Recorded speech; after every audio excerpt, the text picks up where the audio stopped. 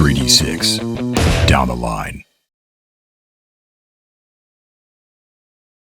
Okay, that is episode 92 in the books. Another Crazy. great section of Gonzo exploring in the fungal caverns. These fungal caverns, man, they're pretty awesome. I like them. Yeah, don't walk around barefoot in them, though, or you'll get that gym rot. Yeah. Giant crabs, stupid skeletons, missing beastmen, maniacal laugh from the darkness. Love that shit. Love that shit. Classic old school sturges, poop pits. I mean, come on.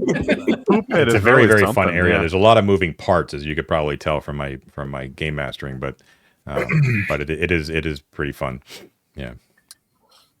Well, I like to think, like ever since that silence was cast on Wolford, he's just been complaining non-stop, silently about how everybody's doing the wrong thing and everybody's so stupid. You know, And that's still going. mushrooms are just right. We have to remember that I have to make a note that silence is still on when we start up next time. Yeah. yeah. It's just a constant stream of complaining. When John described Knees are the doors at first, and he was like, "They're huge, they're massive." I'm like, "Did we just find the obsidian gate?"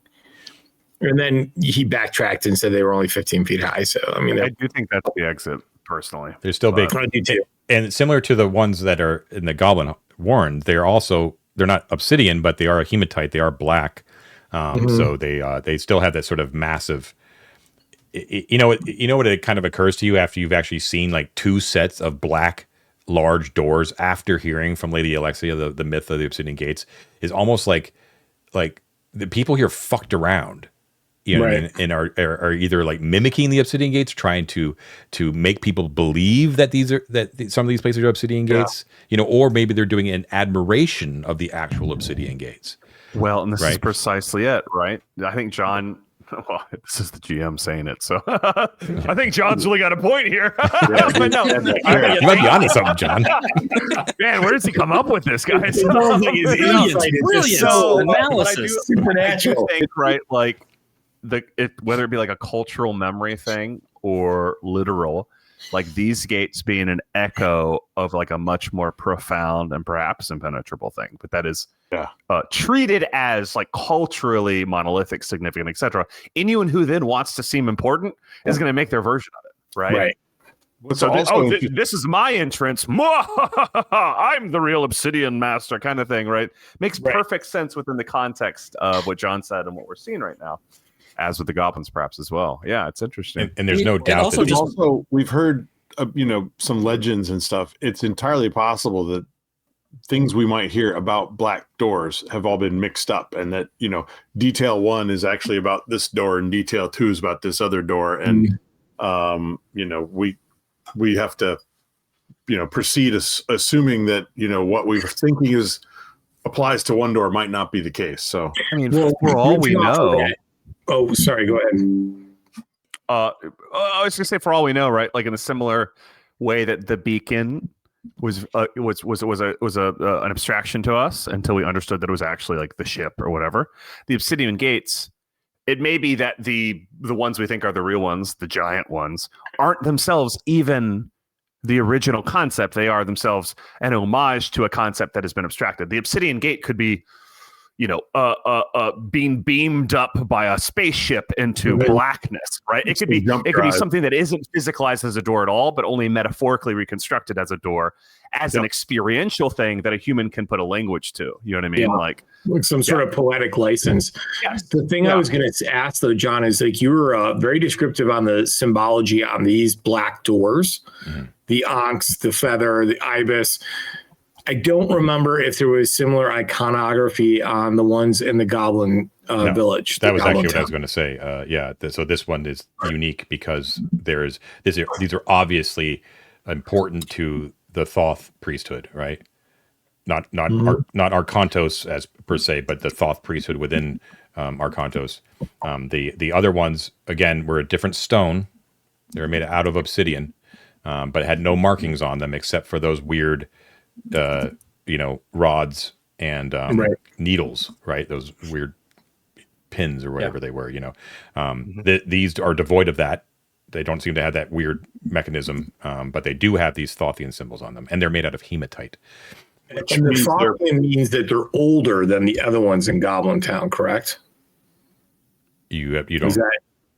Is that a false analogy? You know from your time in the Goblin Warrens that the goblins inhabited a former Thothian, or at least a former Arcontian area. Like right. the worked area that they're in is Arcontian. So likely that it's like contemporary, okay. More or less. I don't know if you guys have ever picked up a piece of obsidian or a piece of hematite, but hematite doors must weigh enormous amounts. They are crazy heavy. Yeah, it is. You can easily see that it's like a massive feat of engineering, regardless. Yeah, I mean, yeah. And it's also like shiny, right? Like it's not a dull black thing. Mm-hmm. That's an argument for me at least that this is probably not the exit, or at least not the exit itself. Maybe there's a way in, because you would see this from the other side. Like you would see from well down on the cliff, you could look up. I don't think this opens out on the cliff. Black. Yeah. I don't think this opens out on the cliff. I think it can. You would see out onto a chamber that then leads to the cliff. Ted already estimated that we're probably about 50, 60 feet still south of the cliff face. At least. Yes. Or north, I should say. North of the cliff, yeah. And that's so, Inside Baseball, I can post it online. It's going to be inaccurate in a lot of ways. But in between sessions, I drew like a tent map for that reason. Because my recollection of what the doors on the exterior of the cliff is very vague. That's been almost 100 episodes ago, right? I don't think any of us really remember. Not that we got a close look because we rode the elevator up instead of hoofing it the entire way, right? But I think that supposition is very likely, right? That it's several antechambers. Whether this is the exit or not, the reason I speculated that this was the exit was I was trying to align. Ted did a really cool job of creating a vertical slice of elevations on what floors were what. Right. And I was trying to align that both with the topical slice we have of the debouchement and the plateau, as well as the illustrations we have of what doors we can see on the facade of the plateau. And we know that at least one door exists roughly at an elevation that might map to the debouchement's elevation on the front facade. And not just on the front facade, but on the easterly side of the front facade, which would again maybe align with the mission. I don't know, right? Like we'll find out. That's the cool thing about Ted's mapping, though, is it really gets us thinking spatially in a way that, like, I've never done before in a game. Oh my God, we are like loaded for bear. We got to get back to safe haven. Come back. Yeah, your barrel sack is full. You can't put anything else in. We need to get our XP, sort of locked in. Ariel would love that extra level. Well, I'm also wondering if, because now this is a magical puzzle that we either need to die trying to open the doors, or maybe talk to the guy who was laughing at us to figure out where we what is the passage through here. Is it not? Because there could easily be another side carved, passageway that's in that kind of lower southeasterly lobe, right? Like there's a little pathway. One thing I'm wondering if there's secret doors. Oh, go ahead. Sorry. I was going to say one thing you guys should keep in mind is that the pathway that you took in no way approached this structure at all. Right. Mm-hmm. And the beastmen, the beastmen are the ones that told you about the exit. They're like, it's the back door, Right. And they told you it was our Kantian back in the day. But they appear to have been avoiding this thing. At least from the western side that you can see. In classic AV club form, we went straight to it. Yep. Well, do you guys think that there's an exit on the east side behind the big slope? I kind of think that might be where they're headed then. Yeah, which means we're going to run into the LRTP. Yeah. You would have to ask yourself, like, if the southwestern path was going to be used by the beastmen, why wouldn't it cut in between the promontory and the structure and just go make a beeline straight towards the staircase? right? Right. Yeah, they're avoiding this obviously thing. it's like, yeah, it's an old one that went to that old exit before it collapsed. Yeah, The collapse is fairly recent. Yeah. I could have very easily underestimated the distance to the cliff wall. And there could be an entire series of, along the whole bottom of the cave. Mm-hmm. From that door we just went to what other exit. There could be a whole Arcantian complex down here that. Right. Oh. Now, one thing I'm curious about is whether or not David didn't get a chance to look at the throne with the true sight. Is there a secret door underneath that throne? Those Myconid dudes and the maniacal laugh guy went somewhere. They're not here as far as we know, unless they're standing around the throne. So did they go through the big doors? Would we have seen or heard something? Or is there another rabbit hole somewhere for them to go down to? And so I think that's probably our first order of business next week is to try to figure that out. You're also reminding me. Oh, go ahead, Matt. I was going to say we can't see that throne, so they could just be up there waiting for us and or looking at us right now. Mm-hmm. I mean, he's laughing. You know who else has a throne in mushrooms? Mm-hmm. Mm-hmm. He's in a tower up on the surface, dude. It's not him. Maybe it's not him. His brother Barrelad. It would be very funny if we saw G Master out here. That'd be awesome. Going back to go ahead. I was going to tell you, David, you're not recounting, but just kind of going back with wearing the crown, the circlet. I'm sorry. You would see that on top of the promontory, the high promontory that had the weird Parthenon structure up on top. Which, by the way, Ted, you should probably add. Good idea. That there did not appear to be anything enchanted up on top that you could see. Okay. There also didn't appear to be any secret doors up there. Because I was nervous about. Sorry, go ahead. However, earlier though, when you were looking through the black marble pillars and kind of spotted the red stone chair sitting there, nothing secret, but you could see that beyond your available, because remember you had to kind of peer through that forest of pillars, kind of got the impression that there was a big stone chair there, but there was something glowing enchanted at the base of the throne in front of it, so further south, like beyond your sight. I would just say that you could probably see like the radiating glow of something that is at the foot of the throne. Okay, so no, not at the base of the stairs beyond it, but at the foot of the throne itself. That's correct. Yeah, before you would go down the stairs. That's correct. Yeah. And here's my question for you, David: are you going to keep that tiara on your head when we walk up in sight of whoever that was laughing at us? I think it's probably a wise idea to hide it if I don't take it off entirely. We did establish, I remembered with John, that we can wrap it to disguise it. It just loses its functionality while it's disguised.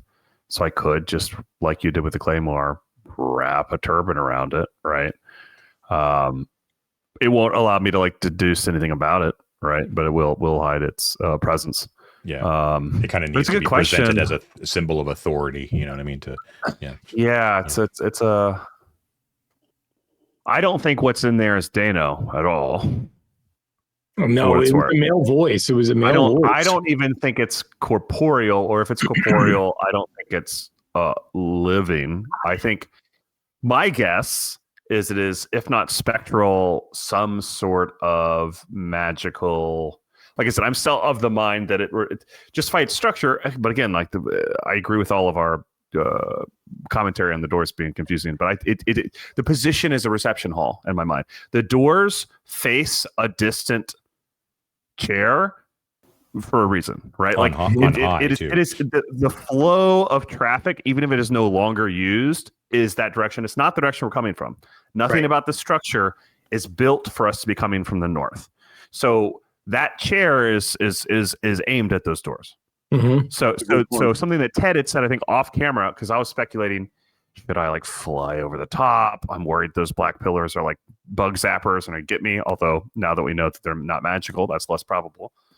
And I was like, also our presence has been announced because, this thing called out to us. And Ted was like, well, I don't know if it called out to us or something that's in that chamber, which is a big question. Dano could be in there talking to this dude, and we're stumbling in on a party that started without us. Well, right?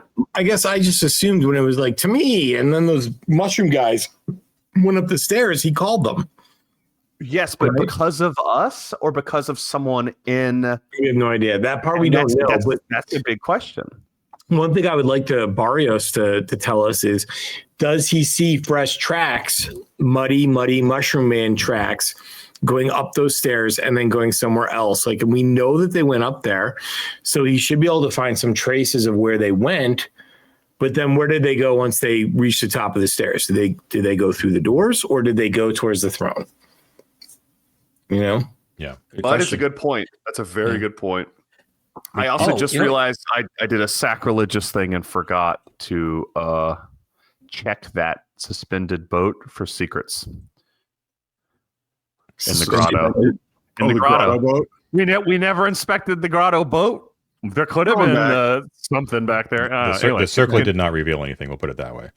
Okay, cool. Not for secret thing. You know what I mean? Right. Well, now our entire next session is going to be backtracking, going to the grotto, and then searching that rowboat. No, I can't wait.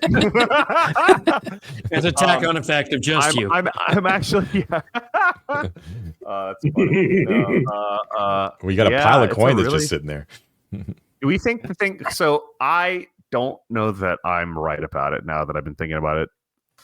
But I had also speculated that big wall of stone was a ruin rather than stone on the eastern side of the cavern, because it's placed in such a defensible way. What that reads to me is like old fortress or old common area, within a castle keep or something like that. I don't know that that's true, but again, if and just to point out, although there's no ramps that we've seen, but the scale of the doors here, if they're an entrance, are appropriate for like wagons coming through, not foot traffic, right? Like, yeah, but there's no ramps. There's no indication of that, so I'm kind of like pulling back on that. But I'm very curious about the east and what you have to visualize too that it starts like 40 feet up. So where you guys are standing right now on the Parvis, it's about 20 feet above you to the east. But then you can actually see in the darkness that it goes sharply up like another 20 feet. So it's not like a rampart, it starts low and it goes up high. And it's rough. I perceived it. I speculated it might be a like corrosion issue, like a ruin that had been destroyed, but. As a ramp, then the alternative might be that the next thing I want to do is go right here on the tip and see the secret door that's obviously across from the 60-foot edge on the easternmost edge, because why wouldn't there be, right? Here's another thing that I'm curious about that we haven't done yet, and we should do next time if we in fact like loop around to the east or whatever, and the guy on the chair doesn't kill us. It would be cool to dig down a little bit, right? Because obviously, like, either this was a developed area and then the mushrooms came in later, or it was always kind of wild like this with this promontory and then just like this wild area. This was like a park, maybe, right? Who knows? But a good way to find that out is dig a little bit, right? At the base of these stairs, you dig down a little bit. Is there a paved road? Is there a paved path that's just been slowly kind of covered over by loam and all of this mushroom? I love that idea. Yeah, it's a really good. I was actually going to say something along those lines. When you look at it from a top-down perspective, and you picture the traffic coming from the south to the north, like David is talking about. You have this grand entrance hall where people will come. And I'm just kind of picturing what this would look like 1,000 years ago. And maybe the mushrooms have gone out of control, but it was probably a cultivated forest of like light up mushrooms, right? And so that would be awe-inspiring when you come into this giant dark night cavern with all these glowing mushrooms as like a forest, and then a temple sitting on top of a rock just off to one side, right? You're here to worship Thoth. There's a Thothian temple there. You're a pilgrim. You're greeted by like a high priest or someone in this chair. And then, to the east, I would assume that there would be more infrastructure in that eastern area to support what's going on in the rest of this cavern. That's what I'm thinking. Yeah, there wouldn't need to be those stairs there. I mirror your thought process in that I don't think the mushrooms are necessarily indigenous to this cave. I think those may be a later addition within the longer history of this area. That could be a stretch, right? Or a garden, an invasive garden that's gone, yes, absolutely, yeah. But again, man, I don't know. It's a lot of. So here's what I'm dying to see in that tomb that's up on the promontory. Remember that in the Beastman area, in Dano's vault, in fact, right? We found that terracotta tomb seal that had one of the names of Thoth on there. If we go back up and there are more tomb seals up there, there might be more names. We might be able to score more names up there. Now? No, we have 5 out of 7. We're only missing 2. Well, and that's like trading cards. Well, and that's just it. That's what made me think of the doors being like for wagons and stuff. I'm imagining this again to follow Mike said. Maybe the roads were lined by these mushrooms, and this was, maybe the 40-foot to 60-foot ramp type wall was exactly that, and there's another sort of like vertical exit at the top, and this was for vehicular stuff. I don't know. I'm getting way out there now, but it's just such a strange. It's just a strange space. The other idea that occurred to me was that, and I like where your head's at about you're coming from the outside, you're coming in, you go through rooms and you go through the doors and there's this throne and it's all part of a worship thing. But one of the things we've seen with a lot of the structures that are built down here is, and sometimes they're built around some even older thane or point of veneration. And, there could very well be another spaceship or what's the phrase? The Radishvan tomb or something down here that's on the other side of those doors. And that this is more like the God phone chair, right? You come here to speak to the mighty thing that's on the other side of the door. Here's what I'm remembering, guys. So the name of Thoth that was on this tomb seal here is the giver of life. Right? That seems like the perfect kind of name to associate the face of Thoth that would be overlooking a park or a zoo, right? Like if this is the area that's set aside for like this natural life thing, that seems to jive. The only thing is the flow of pilgrims or whatever through this doorway and across the lake, it kind of breaks down after that, because then you just end up in these like twisty, windy little passages. That's an administrative center, we learned. Yeah, but it's not too far from the Great Hall, which we also kind of surmised might be like a gathering area or like a, and then eventually to our traditional debouchement, which has teleportation circles and transportation devices and things like that. I'm wondering if there is some sort of teleportation circle in this area or some other means of like bouncing around 2 parts of the dungeon, right? Because there is no place once you get to this you walk through the big doors, you're greeted by the high priest or the king or whoever it is sitting in that throne. Maybe you explore the park, but then what do? You just going back out the way you came? Or is there a way to penetrate a different layer of Arden Vool from here that does not involve like rickety boats? There's no stone keys. The door to the left. Yeah, the door on the west. I think the door to the left is one. But Mike, I agree. Look, this is the most verticality we've experienced in any aspect of this dungeon. The very first thing I thought, and a lot of us thought probably when we heard 80-foot ceilings was, are there other entry points to other floors? Right. Even if they're just watching from above, we now know minimally that the Sturges protect some of those that lead to other cavern systems. We know that 50 feet above the lake is a series of cavern systems. So even if they aren't human, we can surmise most likely that there are several to the east and west of the lake cavern systems and water egresses. And we know or we can suspect that like all water is sourced in some manner from the lake above. Mhm. So knowing current is really important to discerning that verticality. I could be wrong, right? But understanding how that water might engage with the Great Chasm, how it might bring us down to the Troll Lands, how that water is important to things like the Sedite civilization having fresh water supply, or any civilization in here having a fresh water supply. So I'm getting a little off the original point, but this represents in my mind a cipher to sort of like the living and breathing aspect to so many of these floors that isn't apparent in the like magic pyramid and square roomed sort of like austerity of a lot of the rest of the dungeon, right?